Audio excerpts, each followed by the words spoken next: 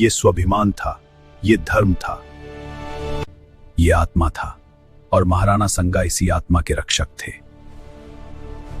उनका जीवन सुख से नहीं संघर्ष से बना था। युवावस्था से ही युद्ध उनकी नियति बन गया। महाराणा संगा के शरीर पर 80 से अधिक घाव थे। एक आंख गई, हाथ टूट गया, पैर घायल हो गए, पर उनका संकल्प कभी नहीं टूटा। उन्होंने युद्ध राज्य के लिए नहीं, राष्ट्र के लिए लड़ा। उनके लिए धर्म और देश सबसे ऊपर था। इतना महान होने के बाद भी उन्हें अपनों से विश्वासघात मिला, पर महाराणा संगा ने कभी अपना मार्ग नहीं बदला। महाराणा संगा जीते जी सिर्फ एक राजा नहीं थे, और मृत्यु के बाद वे एक विचार बन गए। जब तक भारत में स्वाभिमान और वीरता का नाम लिया जाएगा, महाराणा संगा अमर रहेंगे। 12 अप्रैल 1482 मेवाड़ की पवित्र धरती पर एक ऐसे वीर का जन्म हुआ जो आगे चलकर इतिहास की धारा ही बदलने वाला था। ये थे महाराणा संगा, राणा रायमाल के पुत्र और सिसोदिया वंश का गौरव। उनकी रागों में राणा हमीर का साहस था, राणा कुंभा की बुद्धि थी, और राणा प्रताप का अटूट स्वाभिमान। ये सिर्फ एक राजकुमार नहीं, ये वीरता की विरासत था। महाराणा संगा का बचपन राजमहल की सुविधाओं में नहीं, बल्कि राजनीतिक साजिशों के बीच बीता। उस समय मेवाड़ अंदरूनी कला से जूझ रहा था। सत्ता के लिए भाई भाई के विरुद्ध खड़े थे। युवावस्था में कदम रखते ही संगा को अपने ही भाइयों से युद्ध करना पड़ा। यह युद्ध सिर्फ तलवारों का नहीं था, यह अधिकार और धर्म का संघर्ष था। इसी संघर्ष के दौरान उन्होंने अपनी अपनी एक आंख खो दी, एक हाथ निष्क्रिय हो गया, और शरीर पर अनगिनत घाव आए, पर ये घाव उन्हें तोड़ नहीं सके। उनका शरीर भले ही घायल था, पर उनकी आत्मा लोहे से भी ज्यादा कठोर थी। शरीर टूटता रहा, पर महाराणा संगा का संकल्प कभी नहीं टूटा। 1508 ईस्वी में मेवाड़ के महाराणा राणा रायमल का देहांत हो गया। राज्य में अशांति थी, साजिशें थी, और गाड़ी के लिए संघर्ष था। पर सभी बाधाओं को पार करते हुए राणा संगा ने मेवाड़ की गद्दी संभाली। मेवाड़ झुकने के लिए नहीं, लड़ने के लिए बना है। राणा संगा का लक्ष्य सिर्फ मेवाड़ की रक्षा नहीं था। उनका सपना था विदेशी सल्तनतों से मुक्त भारत। उस समय भारत में दिल्ली सल्तनत कमजोर पड़ चुकी थी। अफगान, तुर्क और मुगल शक्तियां और आपस में संघर्ष कर रही थी। राणा संगा ने इस अवसर को पहचाना। इतिहास में पहली बार राजपूत एकता की नींव रखी गई। अमेर, मरवार, ग्वालियर, हडौती और चंदेरी सब राणा संगा के साथ आए।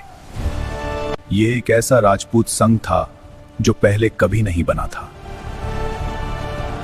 राणा संगा सिर्फ एक योद्धा नहीं थे, वो एक विचार थे, एक ऐसा विचार जो भारत को एक देखना चाहता था। वीरता अमर होती है, इतिहास कभी झुकने वालों को याद नहीं रखता। दिल्ली का सुल्तान इब्राहिम लोदी कमजोर भी था और अत्याचारी भी। उसकी कठोर नीतियों ने राज्य को अंदर से खोखला कर दिया था।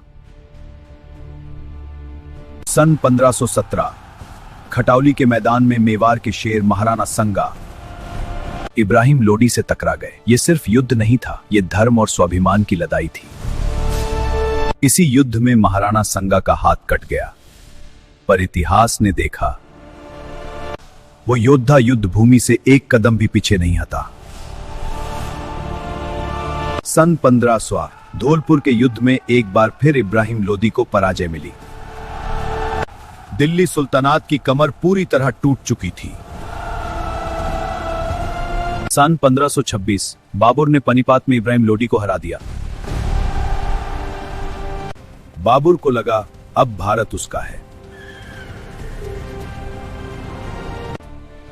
पर बाबर एक बात भूल गया था, मेवाड़ अभी जिंदा था।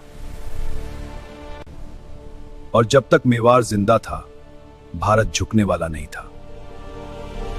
महाराणा संगा ने बाबर को विदेशी आक्रमणकारी माना। उन्होंने संकल्प लिया, या तो भारत स्वतंत्र होगा या मैं जीवित नहीं रहूंगा। ये युद्ध सिर्फ राज्य का नहीं, ये भारत के स्वाभिमान का युद्ध है। ये युद्ध भारतीय इतिहास के सबसे निर्णायक युद्धों में से एक था। राणा संगा की सेना में लगभग 1 लाख वीर योद्धा थे। 500 से अधिक राजा और सरदार, हाथी, घोड़े, तलवारें और राजपुताना वीरता इस सेना की पहचान थी। दूसरी तरफ बाबर की सेना थी, जहां तलवार से ज्यादा तोपों और बारूद पर भरोसा था। ये थी तुर्किश युद्ध पद्धति, जो भारतीय सेना के लिए नई और भयानक थी। राणा संगा ने प्रत्यक्ष और साहसी आक्रमण किया। प्रारंभ में बाबर की सेना डगमगा गई, लेकिन फिर तोपों की गर्जना गूंजी, बारूद की आग फैली, धुआं और आतंक युद्ध भूमि पर छा गया, और इसी क्षण युद्ध की दिशा बदल गई। इतिहास कहता है कि युद्ध के बीच कुछ अफगान सरदारों ने विश्वासघात किया। यही पल इस युद्ध का निर्णायक क्षण बन गया। युद्ध के दौरान राणा संगा गंभीर रूप से घायल हो गए। उन्हें मूर्छित अवस्था में युद्ध भूमि से हटाया गया, और उसी के साथ राजपूत सेना का संगठन टूट गया। खानवा में हार हुई, लेकिन आत्मा नहीं हारी। ये युद्ध हारा है, धर्मा नहीं। राणा सांगा ने पुनः युद्ध की तैयारी शुरू की। पर कुछ इतिहासकार कहते हैं कि उनके ही सरदारों ने उन्हें विष दे दिया, क्योंकि वे और युद्ध नहीं चाहते थे। 30 जनवरी 1528 ईस्वी को यह महान योद्धा पंच तत्वों में विलीन हो गया। 30 जनवरी 1528 ईस्वी को यह महान योद्धा पंच तत्वों में विलीन हो गया। राणा संगा की विरासत राणा प्रताप के रूप में जीवित रही। राजपूत स्वाभिमान में उनका नाम अमर हो गया। उन्होंने हमें सिखाया, पराजय युद्ध में होती है, आत्मा में नहीं। अगर खानवा में जीत होती तो भारत का इतिहास अलग होता। मुगल साम्राज्य शायद जन्म ही न लेता, पर इतिहास अगर से नहीं चलता। इतिहास बलिदान से बनता है, और राणा संगा ने वो कर दिखाया। महाराणा सांगा सिर्फ एक राजा नहीं थे, वे भारत की आत्मा के प्रहारी थे। उनका टूटा शरीर, उनकी एक आंख, उनका कटा हाथ आज भी हमसे पूछता है, क्या हम अपने देश के लिए इतना कर पाए? उत्तराखंड के पौड़ी गढ़वाल जिला में हिमालय की गोद में बसा एक शांत सा क्षेत्र, जहां हवा में देवदार की खुशबू है और जीवन सादगी से भरा है। 5 जून 1972 इसी पवित्र धरती पर जन्म हुआ। एक साधारण राजपूत परिवार में अजय सिंह बिष्ट का। पिता वन विभाग में अधिकारी और माता धैर्य, संस्कार और अनुशासन की मूर्ति। घर में वैभव नहीं था, पर आत्मा सम्मान और परिश्रम कभी कम नहीं रहा। अजय बचपन से ही अलग थे। वे कम बोलते, अधिक सुनते थे। खिलौनों से अधिक उन्हें किताबें और एकांत पसंद था। उनके मन में सिर्फ एक ही जिद थी, साधारण रहकर असाधारण बनना। यही जिद आगे चलकर एक सन्यासी को जन्म देने वाली थी, जो सिर्फ अपना नहीं, पूरे देश का भविष्य बदलने वाला था। अजय सिंह ने प्रारंभिक शिक्षा स्थानीय विद्यालय से प्राप्त की। पर्वतीय जीवन कठिन होता है, पैदल चलना, सीमित संसाधन, ठंडी रातें और सादा भोजन। पर यही कठिनाइयां अजय को मजबूत बनाती चली गईं। वे पढ़ाई में तेज थे, विज्ञान विषय में उनकी विशेष रुचि थी। गणित, भौतिक विज्ञान, सब कुछ वे तर्क से समझना पसंद करते थे। पर एक बात स्पष्ट थी, वे केवल नौकरी के लिए पढ़ाई नहीं कर रहे थे। उनके मन में बार बार एक प्रश्न उठा, क्या जीवन का उद्देश्य सिर्फ नौकरी, पैसा और परिवार है? किशोरावस्था में ही अजय सिंह के भीतर वैराग्य का बीज अंकुरित होने लगा। जब उनके मित्र भविष्य की योजनाएं बनाते, अजय मौन रहते। मैं चाहता हूँ इंजीनियरिंग करूँ, फिर एक हाँ, अच्छी और मैं MBA के बाद स्टार्टअप शुरू करूँ। वे गीता पढ़ते, स्वामी विवेकानंद के विचारों से गहरा प्रभावित होते। उठो, जागो और लक्ष्य प्राप्त होने तक मत रुको। युवावस्था में अजय सिंह पहली बार पहुंचे गोरखपुर के गोरखनाथ मंदिर। ये केवल एक मंदिर नहीं था, ये नाथ संप्रदाय की साधना और राष्ट्र सेवा का केंद्र था। यहीं उनकी भेंट हुई महंत अवैद्यनाथ से, एक ऐसे योगी से जो साधना और समाज दोनों को साथ लेकर चलते थे। शांति। उनकी वाणी, विचार और जीवन शैली से गहराई से प्रभावित हुए। यही वही क्षण था जहां उनके जीवन की दिशा बदल गई। कई महीनों तक अजय सिंह ने आत्मा मंथन किया। परिवार, समाज, भविष्य सब कुछ उनके सामने था। अंततः उन्होंने निर्णय लिया संन्यास का।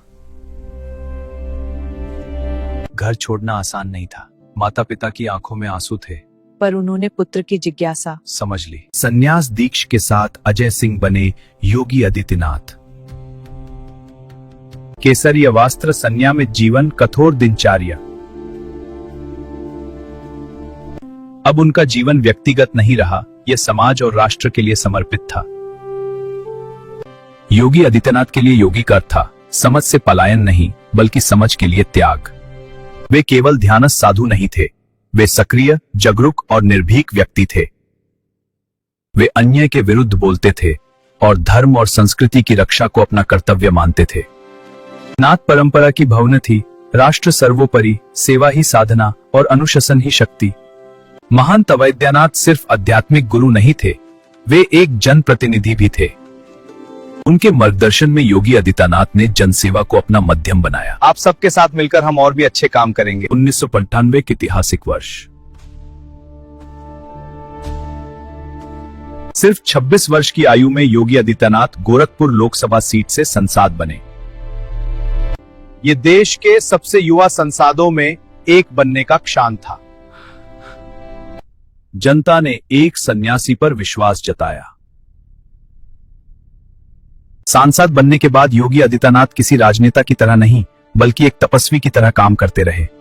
उनकी पहचान बनी साफ और स्पष्ट वक्तव्य, भ्रष्टाचार के विरुद्ध आवाज और हिंदू समाज के मुद्दों पर निर्भीक बोल। वे संसद में कभी संकोच नहीं करते थे। उनके समर्थक उन्हें योगी जी कहते और आलोचक उन्हें कट्टर कह देते। पर योगी आदित्यनाथ अपनी राह पर अडिग रहे, न दबाव न समझौता। राजनीति का मार्ग कभी सरल नहीं होता। उनके जीवन में भी विरोध, विवाद और संघर्ष आए। वे कहते, अगर सत्य बोलना अपराध है तो मैं यह अपराध करता रहूंगा। 2017 उत्तर प्रदेश विधानसभा चुनाव परिणाम आए, पर किसी को पूरा विश्वास नहीं था। और फिर घोषणा हुई, योगी आदित्यनाथ उत्तर प्रदेश के मुख्यमंत्री। एक सन्यासी देश के सबसे बड़े राज्य का मुखिया बन गया। यह भारतीय राजनीति का एक अनोखा क्षण था। मुख्यमंत्री बनते ही योगी आदित्यनाथ ने एक स्पष्ट संदेश दिया, कानून से बड़ा कोई नहीं। उनके कार्यकाल की पहचान बनी अपराध के विरुद्ध सख्ती, माफिया पर कार्रवाई, पुलिस सुधार और प्रशासनिक अनुशासन। उन्होंने दिखाया कि केसरिया वस्त्र कमजोरी नहीं, बल्कि अनुशासन का प्रतीक हो सकता है। योगी आदित्यनाथ ने धर्म और विकास को कभी विरोधी नहीं माना। काशी, अयोध्या, मथुरा धार्मिक स्थलों का विकास उनकी प्राथमिकता बना। साथ ही इंफ्रास्ट्रक्चर, एक्सप्रेसवेज, निवेश और औद्योगिक विकास पर भी जोर दिया गया। मुख्यमंत्री होने के बावजूद योगी आदित्यनाथ का निजी जीवन अत्यंत सादा है। ब्रह्म मुहूर्त में जगना, योग और ध्यान, सादा भोजन और सीमित वस्तुएं। ना कोई परिवार, ना कोई निजी संपत्ति। वे कहते हैं, मेरे लिए पाठ नहीं, कर्तव्य बड़ा है। योगी आदित्यनाथ आज भारत के सबसे चर्चित नेताओं में से एक हैं। कोई उन्हें अनुशासन का प्रतीक मानता है, तो कोई उन्हें विवादास्पद नेता कहता है। पर एक बात निर्वे, उन्होंने में अपनी पहचान समझौता से नहीं। योगी आदित्यनाथ की जीवन गाथा केवल राजनीति की कहानी नहीं है, ये कहानी है त्याग की, अनुशासन की, कर्तव्य बोध की। एक पहाड़ी बालक से सन्यासी और सन्यासी से मुख्यमंत्री बनने तक की यात्रा भारतीय लोकतंत्र की एक अनोखी तस्वीर प्रस्तुत करती है। योगी होना सत्ता से दूर भागना नहीं, बल्कि सत्ता को साधन में बदल देना है।